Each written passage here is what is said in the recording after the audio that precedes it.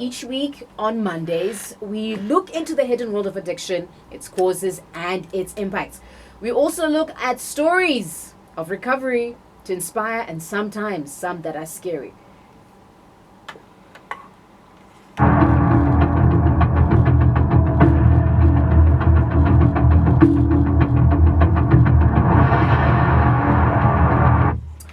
Have you ever felt like your mind's a radio station between frequencies, right?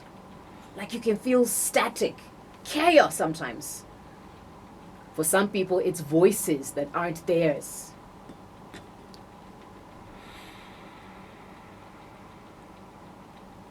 Today we are diving into a signal that many people aren't easily diving into.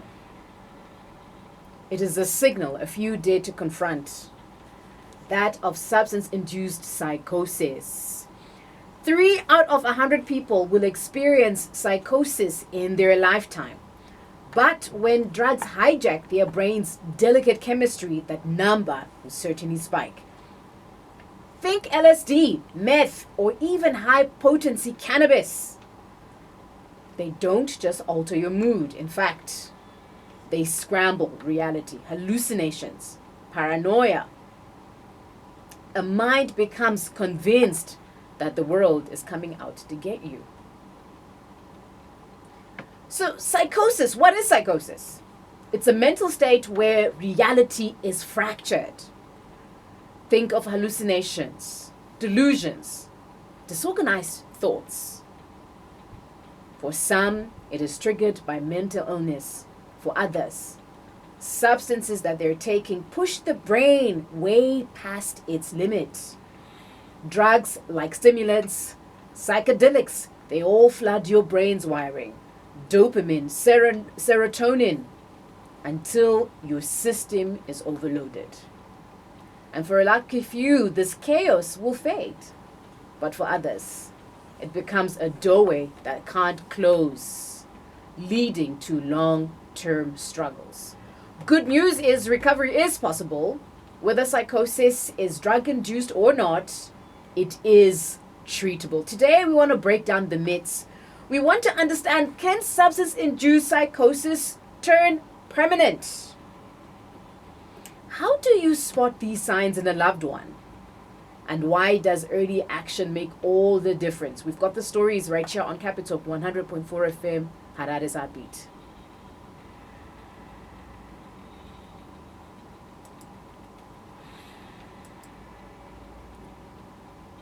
So over the last few days, you might have been hearing kana kuona ma video vana vankange vabaya vana mai vavo maerano nezvinodhaka zvavanenge vatora.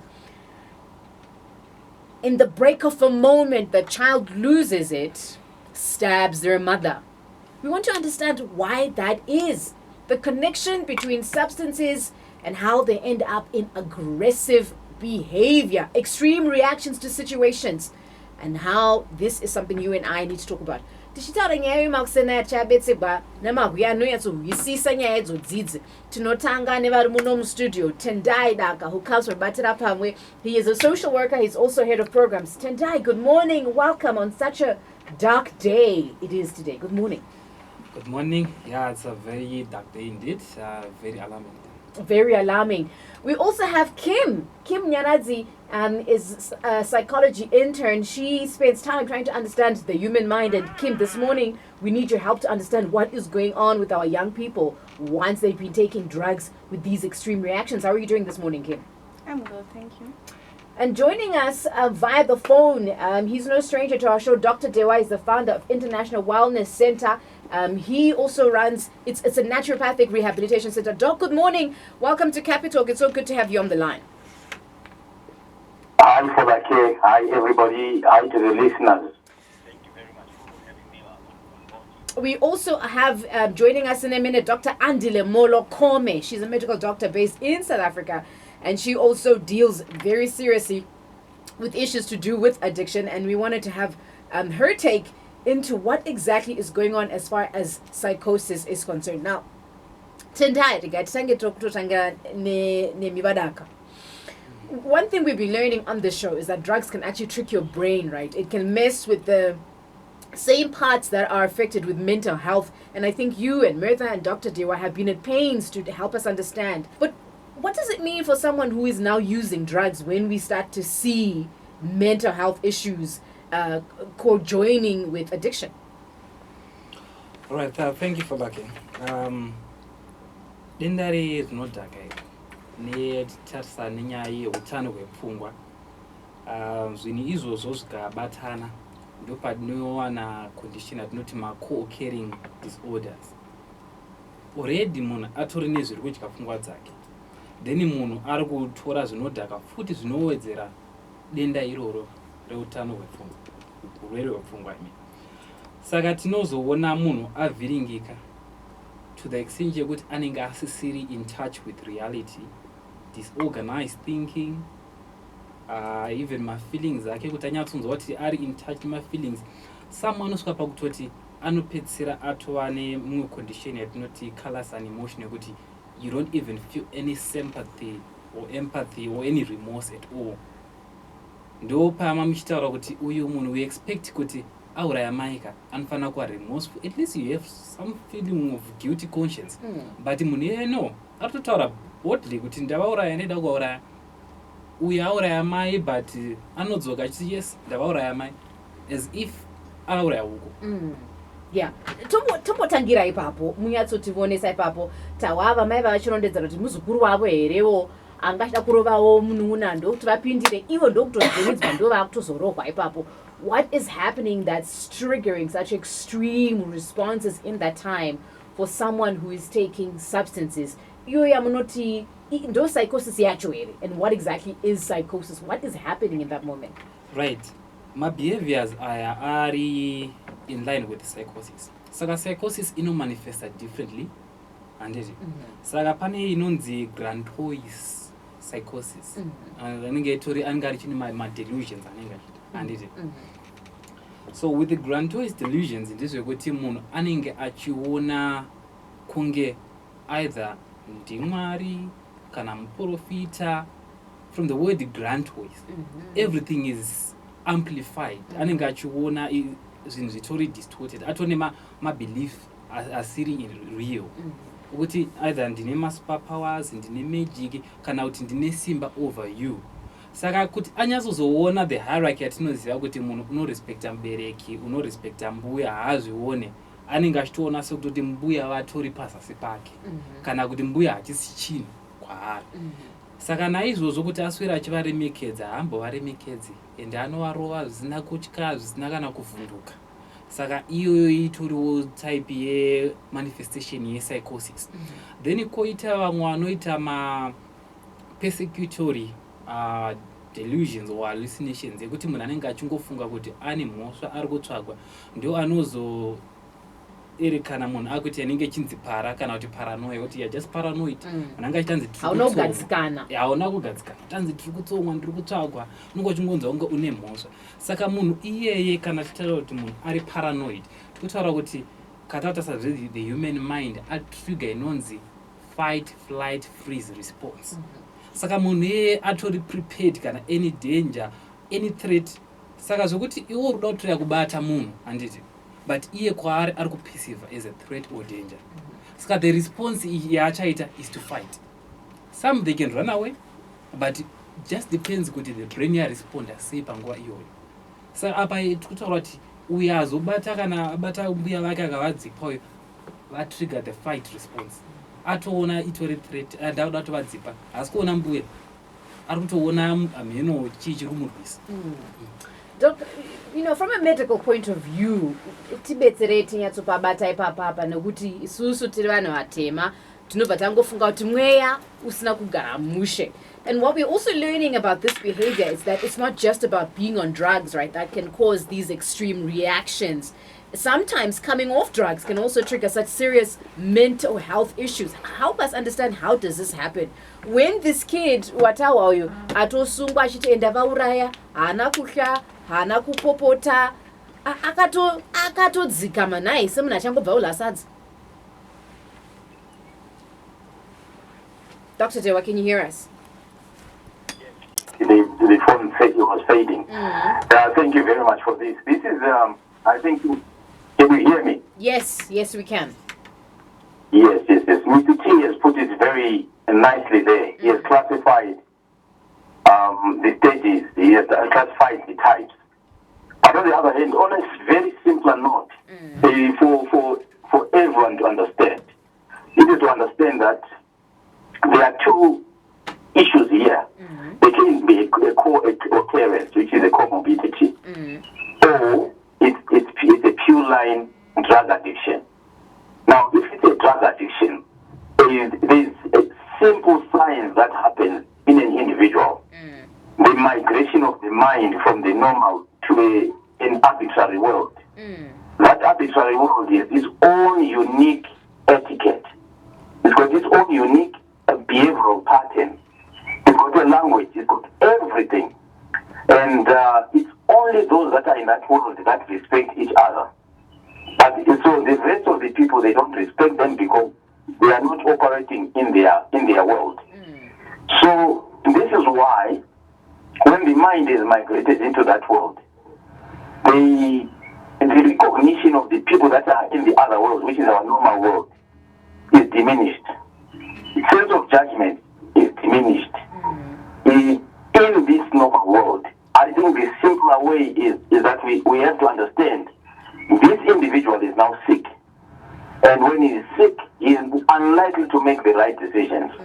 Because his information processing is completely adulterated. Yeah. In other words, he's operating in simpler terms in what we call manufactured thoughts, which have been manipulated by the drugs and have created a false world of their own that is divorced from the normal world. You can see right now, like you are saying, like you are saying, someone kills his mother. For starters, he doesn't recognize that it definitely this may be his mother. And to him, he has killed an enemy. At the moment, he doesn't see that. It's only when one goes through the process when reality comes into play. And the reality can only come through interventions that can be actually instituted. I heard the other lady saying that she has sent the child to rehab and still the problem continues. And it's so critical that we understand that it's not only at the rehab that you get your results. The results, rehabilitation is a continuous process that goes beyond the rehabilitation facility. All right. Even at home, even in the community, rehabilitation is still going to continue because the mind would have been adulterated and a new behavioral culture would have developed that is so deep-seated. It's so deep-seated. You can imagine someone that is thinking that he's a prophet. And he has done, there's one client that is from Bulawayo. I'll tell you, she thinks he's a prophet and she's so accurate, I'm telling you. She is so accurate and, this is extreme religiosity. Yeah.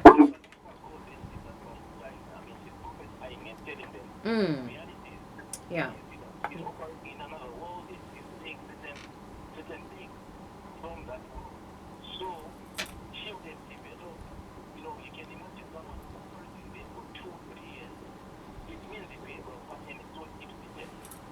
To get rid of that, and it's like formatting the hard drive and reinstalling a new operating system. It takes a long time. Yeah. Yes. People go for rehabilitation, and it's just probably 2-3 months. It's not enough. It's Capital 100.4 FM, Harare's Heartbeat. We call this DETOX every Monday. We spend time trying to understand what addiction is all about and how its impact, or how it impacts your compulsive behavior, responses to different things, whether it's food, whether it's drugs, whether it's sex, whether it's exercise. This morning we're focusing on how in the moment we have been hearing stories of extreme responses of children, particularly to their families, their caregivers, their moms and the dad. Over the weekend, we hear of it. Over the this weekend we've heard of at least 2 stories where 2 mothers in separate incidences were murdered by their sons. And we played you the audios, one audio earlier where the son is now incarcerated, and he seems irrationally undisturbed by what he has done to his mother. And the story is he has been known for taking drugs, mutoriro, dombo, crystal meth. In this situation, we're still yet to establish for sure what the other son. It is reported that he was taking crystal meth and he hacked his mother's head, split it open, and apparently cut off her hands when she told him, go and tidy up your room. We're trying to figure out when the high turns dangerous and you start to see drugs leading to mental health and extreme reactions. On the line, you just heard the voice there of Dr. Dewa. He deals with rehabilitation of people living and struggling with addiction using a naturopathic approach. You've also heard the voice of Tendai Daka. He's a social worker. He's also head of programs coming from Batra Pamwe. We would like to also introduce a voice from South Africa, Dr. Andile Molokome. She's a medical doctor. She works both in the private and public sector. For her to give us some insight from a medical point of view, what exactly is happening in the brain of someone who is battling with addiction and possibly developing mental health issues. Doc, good morning. Thank you. We appreciate you for being on our show. We know that you were in the middle of an emergency procedure in the last minute. Help us understand, Doc, is it true that people with mental health problems are also more likely to be violent, and why is that? Hello, everyone. Thank you so much for having me, and greetings to your listeners. Yes, so it is true that a mentally ill person can also be violent. But now we need to differentiate between psychosis and aggressiveness. Just because like a person is aggressive does not necessarily mean that they are psychotic. Right. And a psychotic person may not always be aggressive. So when it comes to substances, they interact with the brain at neurochemical level that end up predisposing a person that will have self-trauma. So when we're talking about psychosis, we mean the person has lost touch with reality. Therefore, they are seeing things which may not be there. They are hearing things which may not be there, attributing to that kind of behavior that is disorganized, rather. Got you. All right. And before you joined the conversation, Tendai was at pains also to try and explain what is happening in the mind of somebody who is now delusional, battling with psychosis. And he mentioned things like anxiety, paranoia. I think you also spoke about hallucinations, delusions, and which is also what you just said, Doc, seeing things that are not actually there. I wanted to find out from Kim, our psychologist, Kim, when we hear things like hallucinations, anxiety, and memory problems, what do these terms really mean in relation to what we're talking about today? No, so Sangana say or substance abuse, to the extent where we're hearing a son, Kim, has murdered his mother, admits, and it's almost like it's nothing unusual. Okay, I'll start with hallucinations. So from my understanding, when someone is hallucinating, you are seeing things that are not there. Like you said, you're hearing things that are not there. Those are auditory hallucinations. So I think the connection between hallucinations and substance abuse comes from the part where someone is experiencing psychosis. On the picture, which is when someone has been taking substances, I think at the time doesn't really matter how long you've been taking them, but I think maybe the quantity that you've been taking, especially for crystal meth, since the problems that people are facing, psychosis mostly are taking crystal meth. I think when you say someone is starting to be psychotic, it means that the amount of substances that they have taken has messed up their brain chemistry, like the doctor said, which is when your brain is no longer at its normal functioning. Your brain is no longer the way it's supposed to be. So everything that is happening in your brain is distorted. Everything that is happening in your brain is not entirely the normal way we expect it to be. So when you are hallucinating, you are hearing things that are not there because your brain is not where it's supposed to be. When you are seeing things that are not there, your brain is not working the way we expect it to work. So obviously everything that you're going to do is not going to be normal. Like the doc said, you can be psychotic, but you can you cannot be aggressive. Yeah. You can be someone who's in psychosis but not in an aggressive state. So it simply means that Adam psychosis is unpredictable. You don't know what they're going to do. You're not going to know what they're going to say. Mm. And at the same time, you don't know how they're going to react to you as a person, because you don't know. Maybe something you say is going to provoke them. Maybe something you say is going to affect them in a negative way. But they are already experiencing something that is messing their mental health. At the same time, even maybe Jatsala is going to put them in a state after develop a depression. Like Tendai said, which is when we have my co-carrying like mental health issues that are different. Yeah. So basically what I can say is monadam psychosis is unpredictable. Got you. And so I experience as just depending on brain chemistry and Yeah. more than the drug that they're taking. So, Tendai, for those of us in the community that has to live with people battling addiction who are developing secondary issues with their mental health, from what you were saying, that includes psychosis, right? Where now it's not just aggression. You are now delving into delusion, anxiety, paranoia. And I'm guessing even things like schizophrenia, which in our culture seems like a foreign concept. So how do we as caregivers, as people in a community, then know that this, because from what Kim has just explained, it's unpredictable behavior. It is not planned. The son has murdered his mother, but it was probably compulsive or impulsive in that moment. So how are we supposed to live in our communities? Are now suddenly going to become murderers? Are suddenly going to become rapists? Are suddenly going to hack our hands and our feet off? Yeah, zvinotyisa community tutanga kungoti if we just walk out of the studio muroad hausikuziva kuti the person who's going to bump into you anenge achiputiye kana kuti ange achinwei and what is going on in their minds. Pamwe munhu atoexperience psychosis yake. Saka yes, tiri kutofamba takatobatirawo hana neura maoko, zvinhu zvinotyisa zvikuru kuti tive aware of signs and symptoms which are not always fixed. Anosiyana siyana handiti. Munhu wawagara uchiziva zviri better unokwanisa kuidentify kuti no, this is not for luck. So ndokwanisa kukubvunza kana ka 3 kuti are you sure you're okay? Because then I notice that you're not behaving the way you normally behave.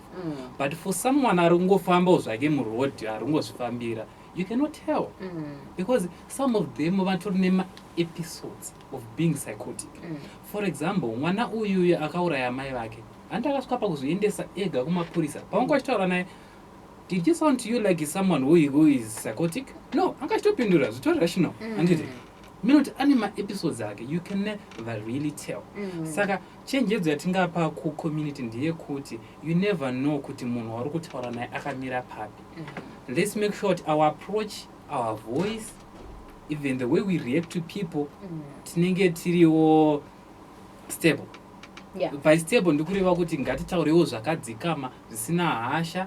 Let's approach vanhu zvine respect, nekuti even people vari kuzonzi azobaya mai azoita sei, the other missing story yatitisire kunzwa is the tone of the voice inenge yataura. From my experience hangu zvandinoziva, the tone of the voice, because mai I don't think kuti vanosvika kune mwana vati afalake ndachikumbirikawo clean room yako, unosvika uchitaura ne-voice of authority. Right, ndambotaura nyema-grantois delusions. Uri kutaura nemunhu ari kuzoona akagara chigaro chipadenga ari kutoona kuti ari pamusoro papresident, wosvika uchimuudza kuti you need to clean your room, ari kunasiwa mudisrespect. Approach yachaita ndechi akrasha. Like Kim said, they are unpredictable. Saka the best you can do kumunhu wasuri kuziva kuti what's the next reaction yake is to approach them uri calm, wakadzikama zvisina hasha. Dr. Andile, I want you to come in there. We've got a few minutes left before we've got to go to the news. And next week, we want to tap into this a little bit more. The scary reality of us then not knowing when somebody who has got mental illness as well as addiction will trip. Because this is what's happened, right? They've tripped, they flipped, and they're responding extremely. But one thing that seems apparent, Doc, is that people who often have people normally act aggressively before it becomes their first psychotic episode. So when does it then cross the line into that impulsive behavior? When does it come into play? Usually, as the other speakers were talking, we have what we call the Criminal Procedure Act, for example, in South Africa, which is what we use to determine if the person in question is guilty or not. So what happens is that a person can be responsible but not accountable, meaning the person did do the act, but they were not in their correct mind or state. And that we determine over a period of 30 days when a person goes to a psychiatric institution for observation and they are observed by 2 independent psychiatrists, their behavior, to study their behavior and pattern so that they can see if the person was intentional Scary at the stuff. point of, for example, committing the murder or not. So where exactly is the cut-off? I'm not really sure in terms of when do they lose their autonomy, but in that stage of psychosis, because remember that psychosis also speaks to the function of the prefrontal cortex, which is the part of the brain that we use for decision making. Right. So at that point, when a person is experiencing psychosis, that whole part is impaired.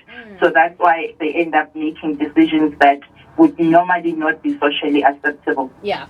Dr. Dewa, if you can give us your party shot. Next week, Dr. Andile, Dr. Dewa, Tendai, and Kim, we actually want to look at how the law, especially from a Zimbabwean context, and also leaning into how South Africa is handling it, how the law then comes in to handle offenses that are done under a psychotic incident, as we've seen with our sons and our cases for this morning. But Doc, so how does naturopathic treatment, for example, come in to deal with the addiction as well as the mental problems that an addict may be dealing with?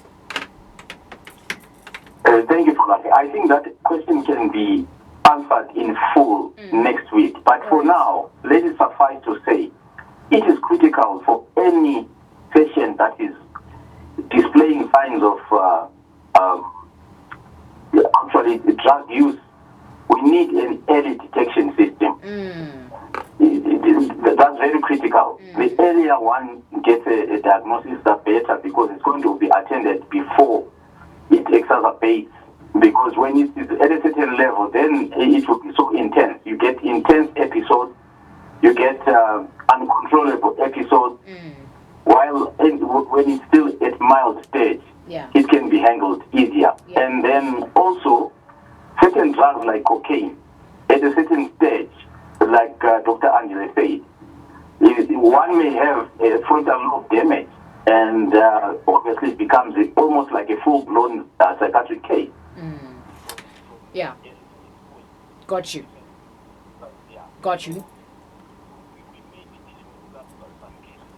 All right, Doc. We've got to go to the news, Doc. Thank you so much. Next week, we will discuss what happens when someone commits a crime due to drug use or mental health problems. How does the legal system handle it? It's Capital 100.4 FM, Harare's Heartbeat. Across the country last year.